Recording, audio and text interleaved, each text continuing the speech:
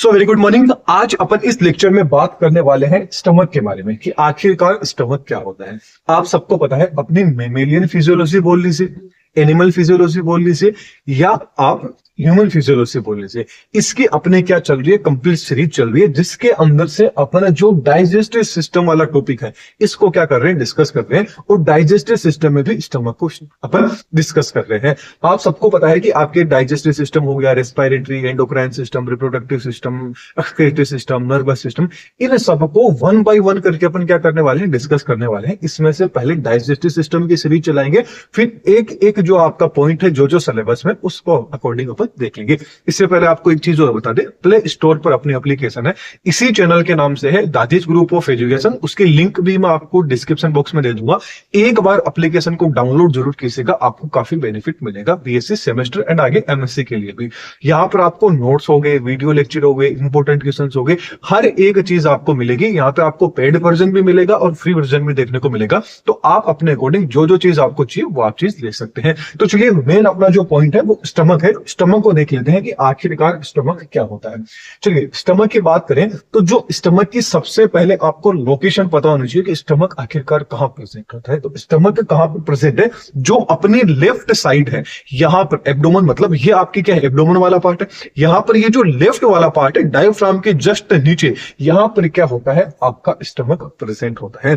और ये बहुत ही ज्यादा वाइड आपका क्या होता है, पार्ट होता है, काफी चौड़ा पार्ट होता है। जो आपके एलिमेंट्री कैनाल का सबसे चौड़ा पार्ट कौन सा होता है, स्टमक होता है। चीज आपको पता होनी चाहिए। इसके अलावा देखने में इसकी स्ट्रक्चर आपको एक बैग के जैसे दिखेगी, जैसे कि कोई थैला होता है ना, उस तरह से आपको स्ट्रक्चर देखने को मिलेगी। अब इसको बैग लाइक स्ट्रक्चर क्यों बोला जाता है, क्योंकि आप जो भी फूड खाते हैं, अब देखिए जो थैला होता है उसके अंदर जो भी चीज आपको लेके आनी है वो सारा का सारा क्या डाल लेते हैं, आप उस थैले में डाल लेते हैं, बोले तो एक कैरी बैग में डाल लेते हैं। ठीक ऐसे ही अपने शरीर का जो कैरी बैग है, वो कैरी बैग कौन है, आपका स्टमक होता है। आप जो भी चीज खाते हैं इसको भर भर के आप पिज्जा भी डाल लीजिए, बर्गर भी डाल दीजिए, कोल्ड ड्रिंक भी डाल दीजिए, चॉकलेट भी डाल दीजिए, कुछ भी आप इसके अंदर स्टोर कर सकते हैं, कुछ भी आप इसके अंदर डाल सकते हैं एक लिमिटेड सर्टेन टाइम के लिए। तो ये आपकी क्या होगी, आपकी बैग लाइक स्ट्रक्चर होगी। इसके अलावा इसकी शेप कैसे होती है, जे आकार की इसकी शेप है वो आपको देखने को मिलेगी। इस तरह से जे आकार की इसकी शेप है वो आपको देखने को मिलेगी। अब ये जो आपका स्टमक वाला पार्ट होता है, इसके मेनली कितने होते हैं, 4 पार्ट होते हैं। कितने पार्ट होते हैं, 4 पार्ट आपको इसके देखने को मिलेंगे। फर्स्ट पार्ट आ जाता है आपका ऊपर वाला, जो क्या आ जाता है, कार्डिक वाला पार्ट आ जाता है। सेकेंड पार्ट आ जाता है आपका फंडस वाला पार्ट। थर्ड पार्ट आ जाता है आपके बॉडी वाला पार्ट। फोर्थ पार्ट आ जाता है आपका पाइलोरिक या पाइलोरस वाला पार्ट। अब जो पाइलोरिक वाला पार्ट है, ये जो पाइलोरस है, इसके भी 2 पार्ट्स होते हैं। पाइलोरिक एंट्रियम, नाम से पता चल रहा है, एंट्रियम मतलब सबसे पहला पार्ट, इंटर वाला पार्ट। तो पाइलोरिक का इंटर वाला पार्ट कौन सा हो गया, पाइलोरिक एंट्रियम हो गया। एंड ये पाइलोरिक कैनाल हो गया। सेकेंड पार्ट कौन सा हो जाता है इसी का, पाइलोरिक कैनाल हो जाता है, जो आपको एक canal like tube like structure देखने को मिलेगी, इसलिए इसको पाइलोरिक कैनाल बोल दिया जाता है। तो इस तरह से बात करें तो आपके स्टमक के कितने पार्ट हो गए, 4 पार्ट हो जाते हैं। कार्डिक हो गया, फंडस हो गया, बॉडी हो गया, एंड आपका कौन सा हो गया, पाइलोरस या पाइलोरिक वाला पार्ट आ जाता है। यहां तक आप समझ गए। अब थोड़ा सा अपन इसकी स्ट्रक्चर देख लेते हैं, एग्जाम में किस तरह से आपको स्ट्रक्चर बना के आ रही है। ये आपके सामने क्या है, स्टमक की स्ट्रक्चर है। इसके अंदर आप देख रहे हैं, जस्ट अभी अपन ने ईसोफेगस को देखा था। ये आपकी क्या थी, ईसोफेगस थी। ईसोफेगस जहां पर खत्म होती है, वहां से क्या होता है भाई, आपका जो स्टमक वाला पार्ट है, ये पार्ट आपका क्या हो जाता है, यहां से स्टार्ट हो जाता है। ये आपका कौन सा आ गया, स्टमक वाला पार्ट आ गया। ये आपका कौन सा आगे आगे आगे जाके आपकी स्मॉल इंटेस्टाइन का ड्यूडेनम वाला पार्ट आ जाता है यहां से। मतलब यहां तक मान सकते हैं आप, आपका स्टमक है। इसके अंदर ये वाला जो आप पार्ट देख रहे हैं, आगे वाला पार्ट, ये वाला पार्ट आपका कौन सा होता है, कार्डिक वाला पार्ट होता है। बोले तो स्टमक का पहला पार्ट आ जाता है, जैसा कि आप डायग्राम में भी देख रहे हैं, ये कार्डिक वाला पार्ट आ गया। इसके जस्ट ऊपर वाला पार्ट, ये पार्ट कौन सा आ जाता है, आपका फंडस वाला पार्ट आ जाता है। ये पार्ट कौन सा आ जाता है, आपका फंडस वाला पार्ट आ जाता है, या फंडिक वाला पार्ट आ जाता है। ये आपका यहां से यहां तक ये वाला पार्ट आपका कौन सा आ जाता है, बॉडी वाला पार्ट आ जाता है। इसके अलावा ये आपका जो पार्ट बच गया, ये आपका कौन सा आ जाता है, पाइलोरिक पार्ट आ जाता है। बोले तो पाइलोरस वाला पार्ट आ जाता है, जैसा कि आप डायग्राम में भी देख पा रहे हैं। अब आप यहां पर एक चीज देखिए, ये जो आपका पाइलोरिक है, इसके मैंने आपको बताए थे दो पार्ट है। ये तो आपका आ गया पाइलोरिक एंट्रियम, मतलब आगे वाला पार्ट। ये आ जाता है आपका पाइलोरिक केनाल, मतलब जो एक केनाल की ट्यूब के जैसे आपको स्ट्रक्चर है वो देखने को मिल रही है।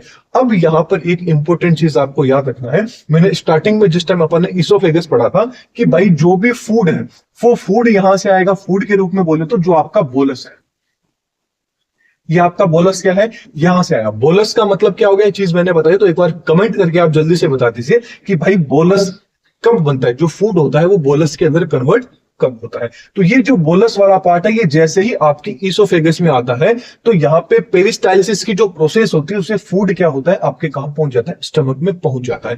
अब स्टमक में सबसे पहले जो आपका कार्डिक वाला पार्ट है वहां पर आएगा। अब फूड मान लीजिए आपके स्टमक में आ गया, अब सपोज कीजिए मैंने आपको पकड़ के उल्टा लटका दिया। अब उल्टा लटका दिया तो कायदे से तो ये बात आनी चाहिए कि जो भी फूड आपने खाया वापिस से ईसोफेगस से होता हुआ मुंह से क्या आना चाहिए, बाहर आना चाहिए। लेकिन ऐसा तो पॉसिबल नहीं है। ऐसा किस रीजन के कारण पॉसिबल नहीं होता है, क्योंकि ईसोफेगस वाला पार्ट है, ये आपका क्या ईसोफेगस वाला, ईसोफेगस एंड जो स्टमक का फर्स्ट पार्ट है कार्डिक, यहां पर क्या होता है, एक वॉल प्रेजेंट रहता है, बोले तो एक स्पिंचर प्रेजेंट रहता है। इस स्पिंचर को बोला जाता है कार्डिक स्पिंचर। इस स्पिंचर को क्या बोला जाएगा, कार्डिक स्पिंचर। ये आपका क्या आ जाता है, कार्डिक स्पिंचर वाला पार्ट आ जाता है। ठीक ऐसे ही अब भाई फूड, क्योंकि यहां पर थोड़ी बहुत डाइजेशन के, ईसोफेगस में तो डाइजेशन हो नहीं रहा है, तो अब जो फूड आएगा वो स्टमक के अंदर उसका डाइजेशन होना चाहिए। अब ऐसा भी है, तो ऐसा तो है नहीं कि स्टमक के साइड में एक ही पार्ट खुला हुआ है, पाइलोरिक वाला पार्ट भी खुला हुआ है।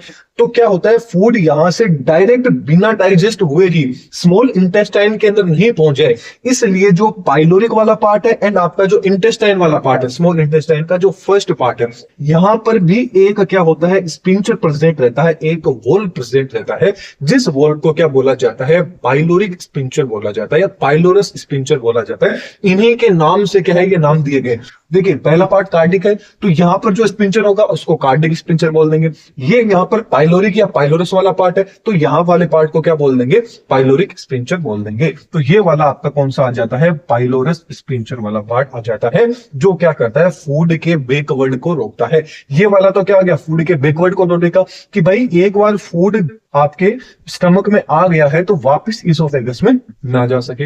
ये यदि फूड एक बार आपके स्मॉल इंटेस्टाइन में आ गया है तो वापस आपके स्टमक के अंदर नहीं जा सके, या स्टमक में थोड़ी देर फूड पड़ा रहे, आगे नहीं जा सके। इसलिए यहां पर क्या होता है, स्पिंचर प्रेजेंट रहते हैं दोनों साइड के अंदर। यहां तक आई थिंक आपको समझ में आ गया होगा। इसके अलावा आप देख रहे होंगे ये जो आपका स्टमक वाला पार्ट है, यहां पर आपको कुछ इस तरह की स्ट्रक्चर आपको देखने को मिल रही है। ये वॉल आपको देखने को मिल रही है, इसके चारों ओर। इस वॉल को क्या बोला जाता है, म्यूकोसा बोला जाता है। क्या बोला जाता है, म्यूकोसा। ये म्यूकोसा क्या होती है, एक तरह की रुगे होती है। जैसे फॉर एग्जांपल की मैं बात करूं, मान लीजिए टी शर्ट है, अब आपने ये मतलब नॉर्मल, अभी नॉर्मल टी शर्ट है, यदि मान लीजिए कि भाई इसके अंदर इस तरीके से सलवटें आ रही है, नॉर्मल अपन लैंग्वेज में क्या बोलेंगे, सलवटे आ गई, लेकिन साइंस की लैंग्वेज में इन सलवटों को क्या बोला जाता है, रुगे बोला जाता है। इनका क्या काम रहता है, इन रुगे का जो मेन फंक्शन रहता है, जैसे सपोज कीजिए कि भाई आपको जो भूख थी, वो भूख तो 2 रोटी की थी, स्टमक के पास में इतनी जगह है कि भाई आपकी 2 रोटी को वो ले सकता है। नॉर्मल कंडीशन की बात करें, जब स्टमक एकदम नॉर्मल कंडीशन के अंदर है। अब नॉर्मल कंडीशन में 2 रोटी की भूख थी, लेकिन आपको सब्जी पनीर की मिल गई और बहुत ही बढ़िया, मतलब एकदम अच्छे से आपको सब्जी मिल गई, आपने 2 रोटी और दबा के खा ली। अब भाई वो जो चीज आपने एक्स्ट्रा खाई है, अब उसके लिए जगह तो बनानी पड़ेगी ना। वो जगह क्या किया जाता है, स्टमक के अंदर इस तरह की फोल्डिंग पाई जाती है। ये फोल्डिंग क्या हो जाती है, ओपन हो जाती है, खुल जाती है, और स्टमक के अंदर और ज्यादा फूड क्या हो जाता है, स्टोर हो जाता है। इन फोल्डिंग का यही काम रहता है। अब जो आपका स्टमक रहता है ना, इसके अंदर फूड का केमिकल डाइजेशन भी होता है एंड साथ में मैकेनिकल डाइजेशन भी देखने को मिलता है। मेनली जो मैकेनिकल डाइजेशन है वो अपन ने देखा था कि माउथ के अंदर मैकेनिक डाइजेशन होता है, मतलब माउथ के अंदर दांतों के द्वारा फूड को क्या किया जाता है, चबा के भेज दिया जाता है। फिर उसके अंदर क्या होता है, स्लाइवा मिल जाता है, वो बोलस बन जाता है, फिर वो आपके कहां जाता है, स्टमक में आ जाता है। लेकिन उतना ज्यादा नहीं चबाया जाता है। अब क्या किया जाता है, फॉर एग्जाम्पल आप ले लीजिए, आपकी जो वॉशिंग मशीन होती है ना घर के अंदर, उसके अंदर कपड़े अपने आप धुल जाते हैं ना, कपड़े मतलब अपने आप उनको अपन मतलब पूरे सूख भी जाते हैं, उनको निचोड़ भी दिया जाता है। वो फूड को पूरे ढंग से ग्राइंडिंग करने का, बहुत बोले तो जो मिक्सी होती है ना, उसके अंदर जो जार होते हैं, अलग अलग तरह के जार आते हैं मिक्सी के अंदर, ऊपर नीचे दाएं बाएं। ठीक ऐसे ही स्टमक में अलग अलग तरह की क्या होती है, मसल्स होती है। ये मसल्स क्या करती है, फूड को एकदम ग्राइंडिंग करने का क्या रहती है, काम करती है, कि उसमें से जितना भी रस है, जितना भी निचोड़ा जा सके उतना निचोड़ लिया जाता है। इनके अंदर क्या होती है, मसल्स प्रेजेंट होती है, ओब्लिक मसल्स होती है, लॉन्गिट्यूडनल मसल्स होती है, इस तरह की मसल्स देखने को मिलती है। अब ये जो रुगे रहती है ना, इन्हीं रुगे से क्या होता है, फूड स्टोर हो जाता है। ये स्ट्रक्चर कैसी होती है, इसको अपन आगे पढ़ने की कोशिश करते हैं। यहां तक आई थिंक आपको समझ में आ गया होगा। ये देखिए, ये आपके सामने मसल आपको देखने को मिल रही होगी, अलग अलग तरह की मसल्स। ये मसल्स देखिए कुछ किस तरह की मसल्स हैं, जिनको क्या बोलेंगे, लॉन्गिट्यूडनल मसल्स बोलेंगे। ये मसल्स कुछ इस तरह की मसल्स हैं, जिनको क्या बोलेंगे, सर्कुलर मसल्स बोलेंगे। ये मसल्स कुछ इस तरह की अलग अलग तरह की, इनको ओब्लिगेटेड क्या बोलेंगे, मसल्स बोलेंगे। ये जो मसल्स रहती है, इन्हीं का काम रहता है अलग अलग जार, मतलब मान लीजिए कि मिक्सी का अलग अलग जार है, जो अलग अलग तरीके से फूड को क्या करता है, तोड़ता है। ठीक ऐसे ही इनका भी यही फंक्शन रहता है। एंड जो मैंने आपको बताया था रुगे, इन रुगे का क्या फंक्शन रहता है, ये रुगे क्या होती है, जो म्यूकोसा लेयर रहती है आपकी, उसकी क्या होती है, इनरेगुलर फोल्डिंग रहती है। मतलब जो म्यूकोसा है वो हर एक ऐसे ही क्या रहती है, इसके अंदर फोल्ड रहती है। इसका बेनिफिट ये रहता है कि जो भी आपने एक्स्ट्रा चीज खाई है, वो एक्स्ट्रा चीज क्या होती है, जैसे ही रुगे में आएगी तो रुगे क्या होती है, फैल के ब्रॉड हो जाती है, जिससे क्या होता है, आपका जो स्टमक है ये फैलने में, मतलब एक्सपेंड होने के अंदर क्या करती है, रुगे हेल्प करती है। अब थोड़ा सा अपन क्या करते हैं, इस एक रुगे को क्या करते हैं, बाहर निकालने की कोशिश करते हैं और इसको देखते हैं कि आखिरकार ये रुगे कैसे दिखती है। यहां से एक रुगे को लिया और इस रुगे को अपन ने बाहर निकाला। जैसे ही रुगे को बाहर निकाला तो कुछ इस तरह की, मान लीजिए कि आपने जो फूड खाया था वो फूड यहां से आया, यहां से ये जो बोलस आपका आया, घूमते फिरते कहां आ गया, रुगे के अंदर आ गया। यहां पर आपका फूड क्या हो जाएगा, स्टोर हो जाएगा। यहां पर क्या हो गया भाई, आपके जो फूड था, ये फूड यहां पर आके स्टोर हो जाएगा। अब जो आपका स्टमक है, इसी स्टमक के अंदर जो फूड रहता है, ऑलमोस्ट 1-1.5 घंटा, 1-1.25 घंटा क्या रहता है, यहां पर पड़ा रहता है। क्योंकि जो आपने लार में जो आपका मतलब सलाइवी एमाइलेज जो आया था आपका, वो क्या रहता है, अभी एक्टिवेट है। उसको सबसे पहले क्या करना पड़ेगा, डीएक्टिवेट करना पड़ेगा। और जो आपका HCl है, इस HCl का क्या करना पड़ेगा, सिक्रेशन करना पड़ेगा। HCl के सिक्रेशन के अंदर ऑलमोस्ट आधा घंटा, पौन घंटा लगता है। इतनी देर तक फूड क्या रहता है, आपके स्टमक के अंदर पड़ा रहता है। तभी तो आपने देखा होगा, तभी तो बोला जाता है कि भाई खाना खाने के तुरंत बाद में पानी नहीं पीना चाहिए। उस पानी नहीं पीने का रीजन क्या है कि भाई, जैसे फॉर एग्जांपल मान लीजिए कि भाई आपने आग जलाई है, उसके अंदर आप पानी डाल देते हैं, तवा है, तवे के ऊपर आप पानी डालते हैं तो क्या होता है, स्वाहा हो जाता है ना। ठीक वैसे ही यदि आपने खाना खाया है, पानी पिया है आपने, तो पानी जैसे ही आपने पिया तो मतलब जो आपके एंजाइम्स एक्टिव हो रहे हैं, उनमें आपने क्या डाल दिया, पानी डाल दिया। जिससे के कारण क्या होता है, फूड जो लोग कहते हैं ना, आज तो पेट भरा भरा लग रहा है, कुछ ज्यादा खा लिया, वो क्या होता है, आपने उस चीज पे पानी पी लिया। पानी पी लिया जिसके कारण क्या हो गया, फूड अच्छे से पच नहीं पाया, क्योंकि ऑलरेडी यहाँ पे क्या हो गया, पानी स्टोर हो गया। तो मतलब पानी की अमाउंट भी ज्यादा होगी, इसके अलावा HCl की अमाउंट इतनी नहीं हुई, जिसके कारण फूड अच्छे से डाइजेस्ट नहीं हो पाता है। इसलिए ये चीज ध्यान रखनी चाहिए कि खाना खाने के ऑलमोस्ट आधे पौन घंटे तक पानी नहीं पीना चाहिए, ताकि फूड का डाइजेशन अच्छे से हो सके। चलिए, तो मैंने एक्स्ट्रा बात बता दी। अब मेन अपन रुगे की बात करते हैं। रुगे की बात करें तो ये जो रुगे का जो अपन ने एक पार्ट लिया था, इसका जो ऊपर वाला पार्ट है, इसको तो बोला जाता है अपेक्स पार्ट, और जो नीचे वाला पार्ट है, इसको बोला जाता है बेस पार्ट। अब जो अपेक्स पार्ट होता है, यहां पर क्या होती है, आपकी नेक सेल या गोबलेट सेल क्या होती है, प्रेजेंट। ऊपर की साइड में क्या है, ये जो ग्रीन कलर में देख रहे हैं, ये आपकी क्या होती है, नेक सेल यहां पर प्रेजेंट होती है। ठीक ऐसे यहां पर आपकी ऑक्जेंटिक जो सेल है, ये ब्लू कलर वाली, ये ऑक्जेंटिक सेल यहां पर प्रेजेंट होती है। यहां पे जो पर्पल कलर के अंदर है, ये आपकी क्या है, जाइमोजन आपकी सेल यहां पर क्या होती है, प्रेजेंट। तो जाइमोजन मान लीजिए, पेप्टिक सेल मान लीजिए, चीफ सेल मान लीजिए, ये यहां पर क्या होती है, आपकी प्रेजेंट होती है। ठीक ऐसे ही ये जो बेस के ऊपर जो आप पिंक कलर के अंदर देख रहे हैं, ये आपकी क्या होती है, एंडोक्राइन सेल होती है। ये आपकी कौन सी होती है, एंडोक्राइन सेल होती है। अब इन सेल्स के द्वारा कौन कौन से एंजाइम का सिक्रेशन होता है, किस तरह से फूड का डाइजेशन होता है, ये चीज अपन अब आगे पढ़ने की कोशिश करते हैं। तो फर्स्ट नंबर आपकी गैस्ट्रिक रुके के अंदर जो सेल आ जाती है, वो आपकी कौन सी आ जाती है, गोबलेट सेल आ जाती है। जो आपकी गोबलेट सेल है, इसको क्या बोला जाता है, नेक सेल के नाम से भी जाना जाता है। अब यहां से जितनी भी अपन सेल पढ़ रहे हैं गैस्ट्रिक रुके के अंदर, ये एक एक नंबर के अंदर क्वेश्चन आ सकता है कि भाई गोबलेट सेल का क्या फंक्शन होता है, गोबलेट सेल क्या होती है। तो हर एक चीज याद रखना, छोटे क्वेश्चन हमेशा बड़े क्वेश्चन में से ही बनते हैं। मैं जो जो चीज बताता बताता हूं वैसे कर लेंगे तो नहीं तो छोटा क्वेश्चन आपका छोड़ेगा, नहीं आपका बड़ा क्वेश्चन स्किप रहेगा। आगे बात करें तो ये जो गोबलेट सेल है इनका फॉर्मेशन कैसे हुए, अराइज कैसे हुए। जो आपकी स्टेम सेल के अंदर जो प्लूरिपोटेंट स्टेम सेल होती है, स्टेम सेल्स में अपन आगे पढ़ेंगे, अभी आपके सिलेबस में नहीं है, आगे आप देखोगे या आपने आई थिंक सेकंड सेमेस्टर आपका जो भी अलग अलग सेमेस्टर उसके अंदर आपने देख ली होगी कि जो आपकी स्टेम सेल कौन कौन सी, मल्टीपोटेंट होगी, यूनिपोटेंट होगी, प्लूरिपोटेंट होगी। उन्हीं में से एक क्या होता है, जो आपकी प्लूरिपोटेंट स्टेम सेल्स होती हैं उनसे अराइज किसका होता है, गोबलेट सेल का होता है। तो प्लूरिपोटेंट सेल्स जब आप पढ़ते हैं स्टेम सेल, उसमें आप ये चीज भी मेंशन कर सकते हैं।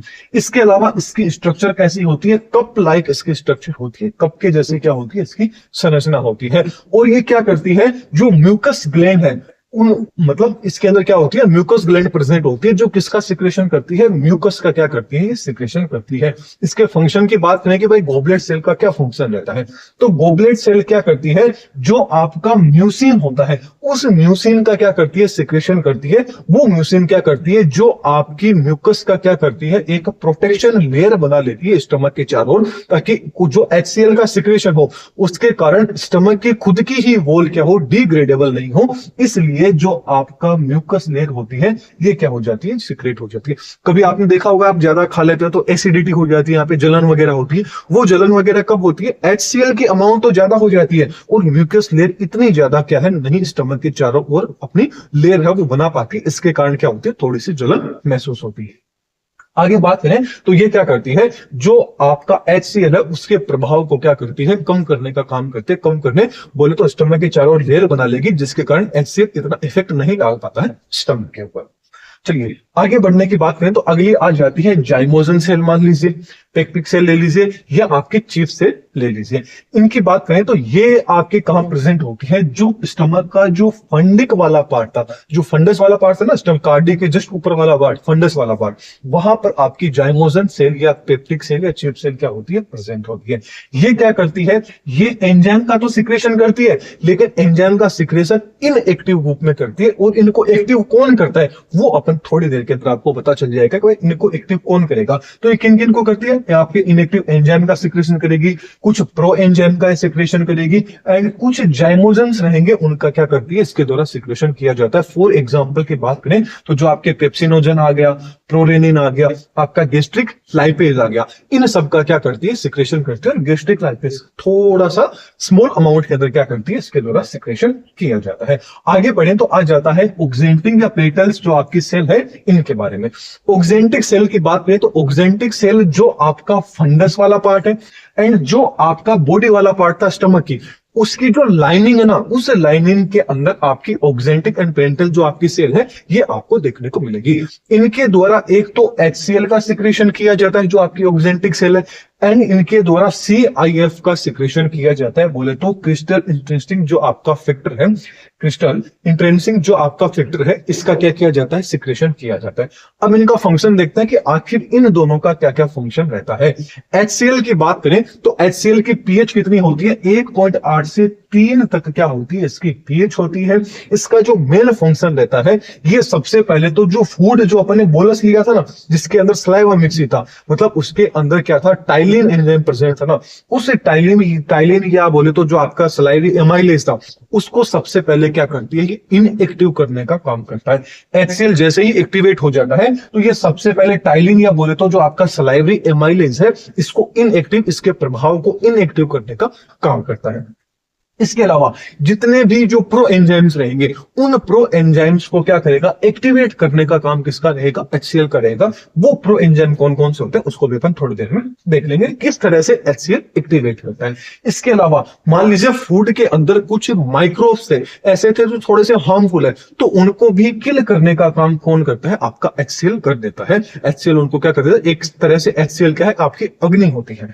इसके अलावा बात करें तो ये जो आपका स्टमक का जो मीडियम है उसको एसिडिक बनाने का काम कौन करता है, HCl करता है। इसके अलावा जो फूड होता है, इसको सॉफ्टनेस, जो फूड आपने खाया है, हार्ड फूड खाया है, जो आपने पिज्जा खाया है, उस पिज्जा को गलाने का जो काम है वो कौन करता है, HCl के द्वारा किया जाता है। इसके अलावा अब अपन CIF की बात करें, क्रिस्टल जो इंट्रिंसिक फैक्टर है, इसकी बात करें तो ये क्या करता है, मेनली जो फूड के अंदर विटामिन B12 होता है, इसको अब्जॉर्ब करने का काम करता है। यहां से कई बार 1 नंबर का क्वेश्चन नीट मतलब आपके शॉर्ट नोट मतलब यूनिवर्सिटी के अंदर भी आया हुआ है और नीट के अंदर भी यहां से क्वेश्चन आया हुआ है। तो ये चीज आपको याद रखनी है कि जो आपका विटामिन B12 का अब्जॉर्प्शन है वो किसके द्वारा किया जाता है, CIS के द्वारा किया जाता है। बोले तो जो आपकी ऑक्जेंटिक सेल है इनके द्वारा किया जाता है। और विटामिन B12 है यदि फूड में से अब्जॉर्ब नहीं कर पाती है जो ऑक्जेंटिक आपकी सेल होगी तो क्या हो जाता है, आपकी RBC होती है इसकी संख्या कम हो जाती है। क्यों हो जाती है, क्योंकि विटामिन B12 ही क्या करता है, आपकी RBC के मेचुरेशन के अंदर हेल्प करता है। भी विटामिन B12 का अब्जॉर्प्शन अच्छे से नहीं हो पाया है, मतलब इसका प्रभाव आपकी RBC बनने की प्रोसेस पर पड़ेगा, मतलब RBC अच्छे से मैन्युफैक्चर नहीं हो पाएगी जिसके अंदर एनीमिया हो जाएगा, मतलब खून की कमी हो जाएगी। खून की कमी को क्या बोला जाता है, एनीमिया डिजीज बोला जाता है। तो ये एक दूसरे से क्या है, लिंकेज है, आपको याद रखना है। ओके, चलिए फिर आगे बढ़ने की कोशिश करते हैं। अब नेक्स्ट आपकी कौन सी आ जाती है, एंडोक्राइन सेल्स आ जाती है। एंडोक्राइन सेल की बात करें तो इसके द्वारा कुछ हार्मोन्स का सिक्रेशन किया जाता है। फॉर एग्जांपल बोले तो गैस्ट्रिन हार्मोन।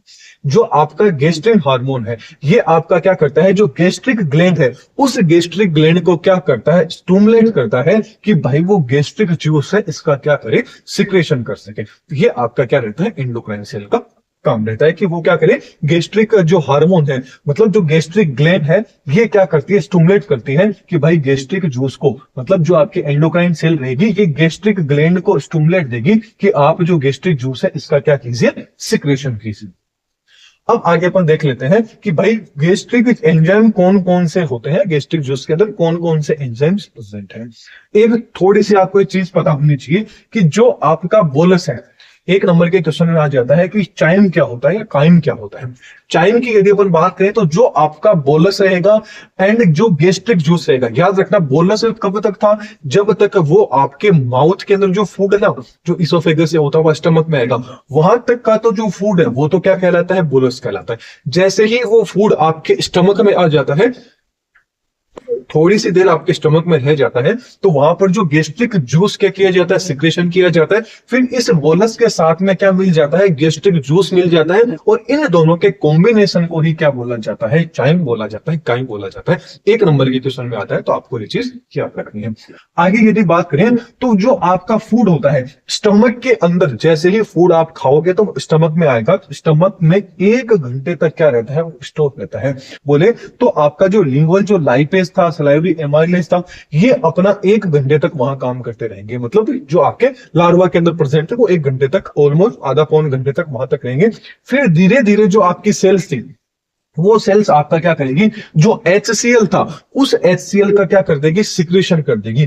HCl का जैसे जैसे सिक्रेशन होगा तो जो मीडियम होगा वो मीडियम में धीरे धीरे क्या हो जाएगा, एसिडिक होता जाएगा। और फिर क्या होगा, जो गैस्ट्रिक जूस जो निकला है उसके अंदर जो भी एंजाइम्स प्रेजेंट है वो कौन कौन से एंजाइम है उनको अपन हम देखेंगे। वो क्या करता है, कंप्लीट डाइजेशन की जो प्रोसेस है उस प्रोसेस को अपन क्या कर देते हैं, फिर वो स्टार्ट कर देते हैं। वो गैस्ट्रिक एंजाइम कौन कौन से हैं, वो गैस्ट्रिक एंजाइम हो गया आपके पेप्सिन हो गया, रेनिन हो गया, आपका गैस्ट्रिक लाइपेज हो गया, गैस्ट्रिक आपका म्यूकस होगा। अब ये कैसे इनका फॉर्मेशन होता है, किस तरह से इनका निर्माण होता है, कैसे ये एक्टिव से इनएक्टिव हो जाते हैं, इनएक्टिव से एक्टिव हो जाते हैं, वो चीज अब अपन देखने की कोशिश करते हैं। तो सबसे पहले बात करते हैं अपन पेप्सिन की। अब जो आपका पेप्सिनोजन था, ये पेप्सिनोजन क्या होता है, इनएक्टिव रूप के अंदर प्रेजेंट होता है, सिक्रेशन होता है इसका। फिर जैसे ही HCl के कांटेक्ट में आ जाता है तो ये जो पेप्सिनोजन था ये किस में कन्वर्ट हो जाता है, आपके पेप्सिन के अंदर कन्वर्ट हो जाता है। ये पेप्सिन जैसे ही कन्वर्ट होता है तो ये जो फूड के अंदर जो प्रोटीन है इस प्रोटीन को तोड़ेगा और तोड़ के किस में कन्वर्ट कर देगा, प्रोटीएस में कर देगा। फिर ये जो प्रोटीएस था ये प्रोटीएस किसमें, पेप्टोन के अंदर क्या हो जाता है, कन्वर्ट हो जाता है। याद रखना जहां पर भी लास्ट में जन आ जाता है वो क्या है, इनएक्टिव फॉर्म के अंदर प्रेजेंट, स्टमक की अपन बात कर रहे हैं। एंड जहां पर भी प्रो आ जाता है आगे की साइड में वो भी क्या होता है, इनएक्टिव कंडीशन के अंदर होता है। तो यहां पर जो पेप्सिनोजन था वो किस में कन्वर्ट हो जाता है, HCl के प्रेजेंट में पेप्सिन में कन्वर्ट हो जाता है। फिर ये पेप्सिन होता है ये प्रोटीन को तोड़ता है और ब्रेक डाउन करके पेप्टोन के अंदर कन्वर्ट कर देता है। इसके अलावा बात कर लेते हैं रेनिन। रेनिन का ही दूसरा नाम है चाइमोसिन। याद रखना रेनिन को ही दूसरा नाम है चाइमोसिन जाना जाता है। कई बार एक नंबर में आ जाता है कि चाइमोसिन क्या है तो आप भूल जाते हैं कि भाई रेनिन का ही दूसरा नाम है चाइमोसिन। ये चीज आपको याद रखनी है। चलिए, अब यहाँ पर जो रेनिन होता है ये क्या करता है, प्रो रेनिन कंडीशन के अंदर सिक्रेशन होता है रेनिन का। तो ये जो प्रो रेनिन होता है ये जैसे ही HCl के कांटेक्ट में आता है तो ये प्रो रेनिन किसमें कन्वर्ट हो जाता है, रेनिन के अंदर कन्वर्ट हो जाता है। फिर ये जो रेनिन रहेगा ये रेनिन क्या रहेगा, जो केसोजन रहेगा, इस केसोजन के साथ में मिलेगा कैल्शियम की प्रेजेंस के अंदर, ये कैल्शियम पेराकेसिनेट के अंदर कन्वर्ट हो जाता है। यहां पर याद रखना जो केसोजन है ये आपका सोलेबल कंडीशन में होता है। जैसे ही ये आपका रेनिन एंड जो कैल्शियम है इसके साथ में मिलेगा तो ये इनसोलेबल कंडीशन के अंदर कन्वर्ट हो जाता है। इसके अलावा आपको एक चीज याद और रखनी, इंपॉर्टेंट पॉइंट, कि जो रेनिन होता है ये मिल्क के ऊपर एक्शन करके किसमें कन्वर्ट कर लेता है, दही के अंदर कन्वर्ट हो जाता है, जिसको क्या बोला जाता है, कर्डिंग एंजाइम बोला जाता है। फॉर एग्जांपल बात करें, जो छोटे बच्चे आपने देखा होगा कभी उनकी उल्टी होती है तो ऐसा लगता है जैसे वो दही निकला है, वो एक्चुअल में दही नहीं होता, वो क्या होता है, जो दूध होता है वो क्या करता है, दूध आपका मिल जाता है। मतलब जो आपका रेनिन एंड जो कैसिनोजन है ये आपका मिलके किसमें कन्वर्ट हो जाते हैं, कैल्शियम पेराकेसिनेज में कन्वर्ट हो जाते हैं। तो कई लोग क्या करते हैं, जो ये चीज होती है ना, इसको दही जमाने के, रेनिन का यूज होता है, ये दही जमाने के रूप में भी यूज किया जाता है। ये चीज आपको याद रखनी है, इसीलिए इसको कर्डिंग एंजाइम भी बोला जाता है। आगे बात कर लेते हैं नेक्स्ट की, जो आपका गैस्ट्रिक लाइपेज आ जाता है। गैस्ट्रिक लाइपेज की बात करें तो जो गैस्ट्रिक लाइपेज रहेगा इसका योगदान, इसका कंट्रीब्यूट क्या रहेगा कि जो फैट रहेगा, थोड़ी सी अमाउंट में फैट को डाइजेशन करने का काम करता है। एक्चुअल के अंदर जो आपकी फैट रहेगी, इस फैट का जो डाइजेशन है वो स्टमक में नहीं होता है। एक्चुअल के अंदर क्या होता है, थोड़ा बहुत आपकी जो फैट रहेगी ना वो तो स्टमक डाइजेस्ट कर लेगा, लेकिन कंप्लीट फैट का डाइजेशन होता है ये आपके स्मॉल इंटेस्टाइन का जो फर्स्ट पार्ट होता है ना, ड्यूडेनम, वहां पर होता है। क्यों होता है, क्या रीजन है, क्योंकि जो आपका स्टमक है ना इसके अंदर फैट का इमल्सिफिकेशन नहीं होता है। बोले तो जो पाइल्सीकरण है ना, इमल्सिफिकेशन, ये एक्चुअल के अंदर नहीं हो पाता है स्टमक में फैट का। ये प्रोसेस कहां होती है, जो आपके डोडेनम है, जो ग्रहणी वाला पार्ट है स्मॉल इंटेस्टाइन का पहला भाग, वहां पर ये कंप्लीट प्रोसेस होती है। कैसे होती है, अपन जब जिस टाइम पे वो डोडेनम पढ़ेंगे ना, जो अपन स्मॉल इंटेस्टाइन पढ़ेंगे उसके अंदर डिटेल के अंदर देखेंगे। आगे आ जाता है गैस्ट्रिक म्यूकस। गैस्ट्रिक म्यूकस नाम से ही पता चल रहा है ये किसका सिक्रेट करेगा, आपकी म्यूकस का करेगा। और ये म्यूकस क्या करेगा, जो आपकी स्टमक की वॉल थी इसको प्रोटेक्ट करने का, प्रिवेंट करने का काम किया जाता है। That's clear. आगे अपन लास्ट पढ़ते हैं कि भाई आखिरकार गैस्ट्रिक जूस के अंदर क्या क्या चीजें प्रेजेंट रहती है, इसका कंपोजिशन क्या है, इसका संगठन क्या है। तो जो आपका वाटर है ये गैस्ट्रिक जूस में 99.5% तक प्रेजेंट होता है। HCl 0.2 से 0.3% तक प्रेजेंट होता है। इसकी पीएच कितनी होती है, 1.5 से 2.5 तक, जो काफी ज्यादा एसिडिक मानी जाती है। इसके अलावा इसमें कुछ गैस्ट्रिक एंजाइम्स भी प्रेजेंट होते हैं। फॉर एग्जाम्पल आपका पेप्सिनोजन आ गया, प्रोरेनिन आ गया, गैस्ट्रिक लाइपेज आ गया। आगे बात कर लेते हैं कि स्टमक का अब फंक्शन क्या क्या हो गया। आई थिंक इतना पढ़ लिया तो स्टमक का फंक्शन तो आपको ऑलरेडी ही पता चल गया होगा। पहला फंक्शन तो क्या हो गया कि फूड को भाई स्टोर करने का काम है, वो आपका क्या किया जाता है, आपके स्टमक का किया जाता है। याद रखना स्टमक का एक नाम हो रहा है जिसको क्या बोला जाता है, गेस्टर भी बोला जाता है। तो कई बार गेस्टर आपको आ सकता है एग्जाम में। आगे बात करें तो इसका जो मतलब जितने भी आपके गैस्ट्रिक जूस है उसका सिक्रेशन भी स्टमक के द्वारा किया जाता है। जो प्रोटीन का डाइजेशन होता है वो आपका क्या होता है, स्टमक के अंदर होता है। फैट का डाइजेशन भी होता है, लेकिन फैट का डाइजेशन क्या होता है, थोड़ा सा लो अमाउंट के अंदर होता है, थोड़ी सी कम मात्रा के अंदर फैट का भी डाइजेशन होता है।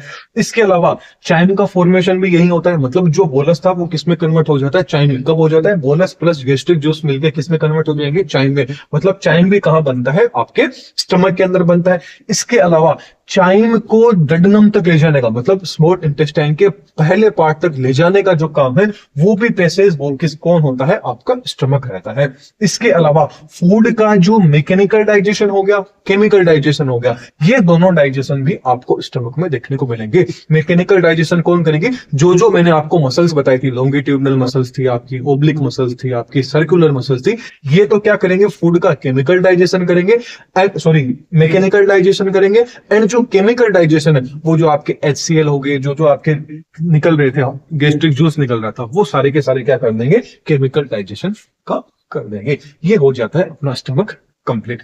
अगला जो लेक्चर रहेगा उसमें स्मॉल इंटेस्टाइन को अपन देख लेंगे। इससे पहले आप चैनल पे नए हैं तो सब्सक्राइब भी चैनल को कर लीजिएगा और एक बार प्ले स्टोर पे जाके एप्लीकेशन को डाउनलोड जरूर कीजिएगा। बीएससी सेमेस्टर से लेके हर तरह का कंटेंट देखने को मिलेगा। इसके अलावा यदि आप आगे एमएससी करते हैं तो एमएससी से रिलेटेड भी कंटेंट वहां देखने को मिलेगा। वीडियो पसंद आई तो वीडियो को लाइक कीजिएगा एंड ज्यादा से ज्यादा लोगों को शेयर कीजिएगा। तो चलिए अगले लेक्चर में फिर मिलते हैं। Thank you.